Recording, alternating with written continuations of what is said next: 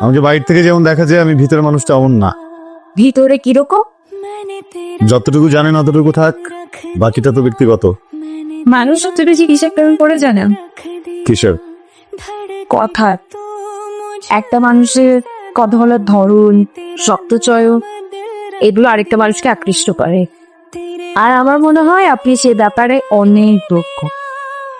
মোটেও দক্ষ না। এটা না অনেক ক্রোধ।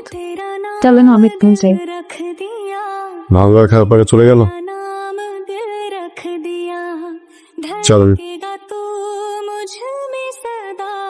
मैंने तेरा नाम दिल रख दिया। अगर मुझे तू कभी ना मिले, हम सफर मेरा तू बने ना